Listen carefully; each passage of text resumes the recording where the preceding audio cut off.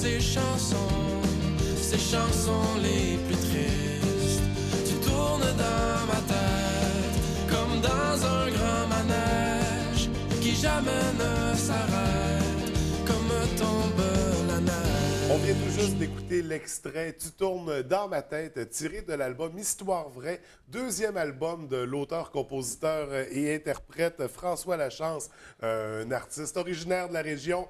François, bienvenue à l'émission. Ça va bien ce matin? Ça va bien, toi? Ça va très bien. Écoute, merci d'avoir accepté notre invitation. J'aimerais débuter, on va retracer un peu ton parcours parce que tu t'es démarqué, en fait, tu t'es fait connaître beaucoup dernièrement en participant à la dernière édition de Star Academy en 2012. Cinquième édition, une édition qui s'était quand même très bien déroulée. Parle-moi un peu de l'expérience que tu avais vécue à ce moment-là. Ben écoute, c'est une des plus grosses expériences de ma vie. C'est certain que ça a été une belle expérience pour moi parce que ça m'a ouvert plein de portes. Ça m'a donné beaucoup de bagages aussi de scène, vu qu'on a fait deux tournées. Une tournée de spectacle de Noël, puis une tournée avec Star Academy aussi de chansons un petit peu de partout. Donc, beaucoup d'expérience, beaucoup de confiance que j'ai pris là-bas aussi. Puis ça m'a permis de sortir le premier album tout de suite après aussi. Oui, justement, on va en parler tout à l'heure. Mais d'abord, en même temps, dans cette expérience-là que tu as vécue, tu as pu chanter avec des grands noms du Québec, de la scène québécoise. Il y avait même eu une ovation, dit-on, de Grégory Charles au moment de l'audition. Je trouve ça intéressant, cet aspect-là. Qu'est-ce qui est arrivé exactement? C'était vraiment un beau moment. J'avais présenté ma chanson « Je suis là ». Puis moi, j'allais aux auditions, puis je m'étais dit que j'allais faire toutes mes compositions, en tout cas le plus possible. Puis à la fin de mon numéro, Grégory Charles s'était levé debout, puis il avait dit que ça méritait une ovation. Fait que tous les gens dans le studio s'étaient levés pour moi, pour m'applaudir. Puis c'est la première fois. Pas commun, là, non, c'est ça, c'était la première fois que ça arrivait pendant ces auditions. Donc vraiment, là, j'étais choyé d'avoir eu un aussi beau moment. Puis surtout de la part de Grégory Charles, qui d'habitude est très critique. On dirait que j'avais pris encore mieux de ce côté-là. Puis justement, d'avoir participé avec tes propres compositions, on sait que souvent dans les auditions, les gens vont prendre des compositions déjà existantes. Est-ce que, c'est un élément qui a fait que tu t'es démarqué, mais est-ce que ça a été une difficulté pour toi d'arriver avec tes propres compositions? C'est certain que quand tu te bats contre des gens qui font des chansons que tout le monde connaît, de ce côté-là, c'est certain que c'est moins avantageux un peu.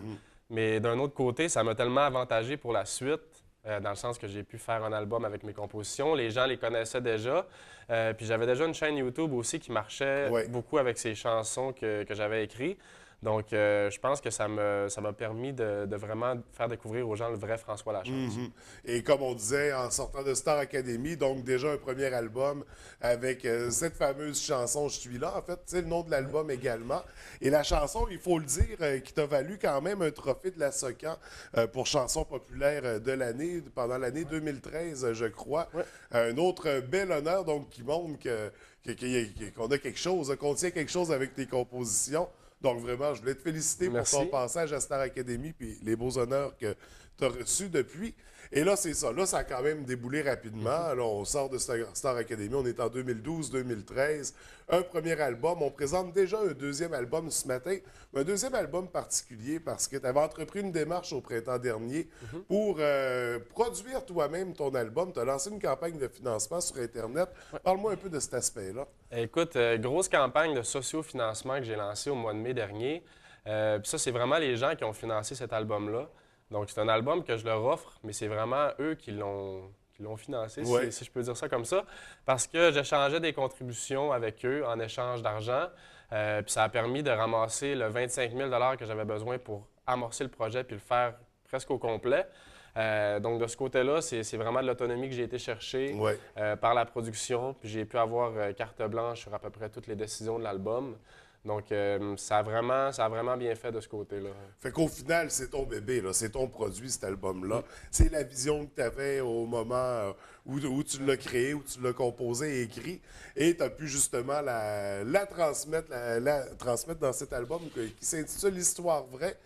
Pour en revenir avec la campagne de financement, je pense que ça s'est très bien déroulé, mais il y avait des aspects intéressants. Je pense qu'on pouvait même, à partir d'un certain montant, t'avoir dans un mariage pour chanter. Exact. Donc, les gens ont répondu rapidement parce que là, on est rendu à l'automne. C'est une campagne qui débutait le printemps dernier. Écoute, ça a duré... la campagne durait 1 mois. Donc, on se donnait vraiment juste 1 mois pour ramasser tout l'argent. On a même dépassé de quelques centaines de dollars. Donc, vraiment, les gens ont répondu. Puis, comme tu dis, dans ces contributions-là, je pouvais me rendre chez les gens pour donner un spectacle directement dans leur salon ou directement à l'endroit où ils voulaient que je donne le spectacle. Mais il y avait plein d'échanges comme ça, des t-shirts autographiés, des places pour le lancement à Montréal. Donc, plein de trucs comme ça qui faisaient en sorte que ça personnalisait un petit peu l'échange entre les fans aussi. Donc, ça rendait ça très intéressant et c'est ce qui a permis donc, la production de ce deuxième album. Deuxième album qu'on peut se procurer dès maintenant, lancement qui avait lieu au début du mois d'octobre, si je ne me trompe pas. Et album sur lequel on retrouve bien sûr tes compositions. Il y en a une en particulier que je trouve très intéressante. En fait, c'est une collaboration avec ta municipalité d'origine, Alma. C'est la chanson thème du 150e anniversaire de la municipalité. Tu avais été approché. Comment tu as réagi à cette demande-là? Bien, écoute, c'est une belle demande que le comité du 150e m'ont fait à Alma. Ils m'ont demandé de faire une chanson thème, une chanson rassembleuse, une chanson de fête finalement, parce que c'est une fête qui va se dérouler pendant toute l'année qui s'en vient. Finalement, j'ai accepté le projet, puis j'ai essayé de mettre dans cette chanson-là qui s'appelle Alma tous les souvenirs d'enfance que j'ai par rapport à ma ville, mais aussi des souvenirs généraux que à peu près tous les Almatois peuvent avoir. Donc, c'était vraiment ça l'idée au début. La première version de la chanson est un petit peu trop nostalgique pour la gang qui m'ont demandé de faire ça. Il fallait que ça soit plus festif. Exact. Ça te sortait un peu de ta zone de confort. C'est ça. C'est un peu pour ça que j'ai accepté aussi, parce que je voulais me sortir de ma zone de confort. Je voulais avoir une chanson qui restait bien dans le cadre des autres chansons de l'album aussi. Donc, j'ai fait une deuxième version qui a été plus festive puis qui a été acceptée par tout le monde. Puis maintenant, je suis quand même fier de pouvoir dire que c'est une mission accomplie pour ce projet-là. Oui, absolument. Alors, c'est celle qu'on retrouve sur l'album. Si tu me permets, on va aller en écouter un extrait à l'instant. Ben oui. Des vacances, on a joué des matchs de hockey qui ont fait de nous des hommes de vraies guerres de quartier pour un trophée d'aluminium. Alma, j'aime toutes nos histoires de cœur, de fête et de victoire. Alma, je reviendrai toujours au pays de mes premiers amours. Wow, wow. Alors, c'était l'extrait Alma tiré de l'album Histoire vraie de François Lachance, bien sûr. On va poursuivre parce que tu as plein d'autres pièces sur cet album-là, toujours des compositions. Qu'est-ce qui t'inspire quand vient le moment d'écrire une chanson? Écoute, étant donné que le titre s'appelle Histoire vraie, je mentirais de dire que c'est pas des histoires qui me sont arrivées. Fait que c'est autobiographique comme album. Ouais, c'est quand même très authentique. C'est pas mal. Chacune des chansons peut refléter une histoire que j'ai vécue, soit avec une fille, soit avec, peu importe, soit avec un sujet en particulier. Tu sais, je parle de folie. Pas que je suis viré fou, mais que je me suis inspiré des gens autour de moi qui ont eu des passes un petit peu plus difficiles. Prendre le temps de s'aimer, c'est une chanson qui parle d'un couple dont je me suis inspiré. Je peux parler de mes parents qui sont ensemble depuis des années. J'ai essayé de m'inspirer de ça. Donc, il y a vraiment pour tous les goûts là-dessus. Je pense que les gens vont pouvoir se voir dans ces chansons-là parce que c'est des histoires qui m'arrivent, qui arrivent à mes proches, mais qui arrivent à la plupart des gens aussi. Fait qu'on se reconnaît dans ces compositions-là. Donc, il y a des beaux titres à découvrir sur l'album. Album qu'on peut se procurer, comme on le mentionnait. Est-ce qu'il y a une tournée qui va suivre avec le lancement de l'album? Il y a des spectacles qui vont suivre, c'est certain. Puis c'était aussi le but de faire un deuxième album, de pouvoir partir en spectacle avec des nouvelles chansons. Parce que le premier album datait quand même de 3 ans. Donc ça, c'est comme un petit push pour partir en tournée un petit peu partout. Donc les dates vont être annoncées sur mon site Internet là, quand ça va venir. Oui, également sur la page Facebook. Et parlant de page Facebook, je tiens à le souligner parce que tu es très actif sur Internet, sur les réseaux sociaux. Également, on a parlé un peu tout à l'heure en début d'entrevue, ton compte YouTube qui est actif, mais très visité aussi. On parle d'un des comptes YouTube des artistes canadiens les plus visités. Je pense que tu fais partie du top 30. Comment t'expliques ça, ce phénomène-là, sur Internet? Bien, je pense que je peux attribuer ça en partie à Star Academy qui a beaucoup aidé au niveau de mes vidéos. Mais avant même de faire cette émission-là, j'avais quand même une centaine, je pense, de vidéos de reprises de chansons que je faisais. Puis j'ai toujours continué parce que pour moi, j'ai jamais trouvé ça difficile, de me filmer puis de mettre ça en ligne. Mais j'ai jamais arrêté. Puis je pense que c'est pour ça que les gens m'ont toujours suivi. C'est parce que j'ai toujours mis du contenu. Puis d'ailleurs, même aujourd'hui, j'essaie de me tenir à jour avec les chansons qui sortent à la radio, les reprises que je fais.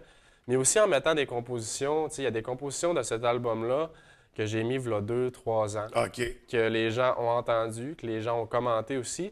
Donc, ça va être le fun pour eux de voir ce qui s'est passé en studio puis où est-ce que la chanson a été amenée après aussi. Donc, découvrir la version finale sur cet album-là.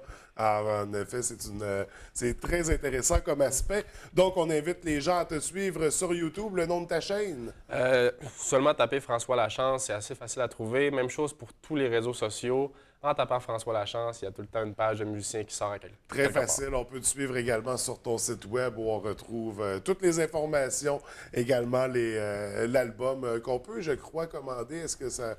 En fait, sur iTunes, tout ça en ligne, là, c'est très facile de l'acheter, puis partout en magasin aussi. Donc, on n'hésite pas, on se procure ça, l'album Histoire vraie. Écoute, François, merci de nous avoir accordé cette entrevue, puis au plaisir de se rencontrer pour le prochain album. Yes, merci beaucoup. Bonne journée. J'ai jamais eu le tour avec les filles. Quand elles me regardent dans les yeux, j'ai tendance à rougir, à perdre mes mots ou en dire trop, caché derrière mon sourire. Et quand elles me prennent dans leurs bras, j'en profite secrètement pour faire le plein d'émotions fortes et me sauver en vacillant.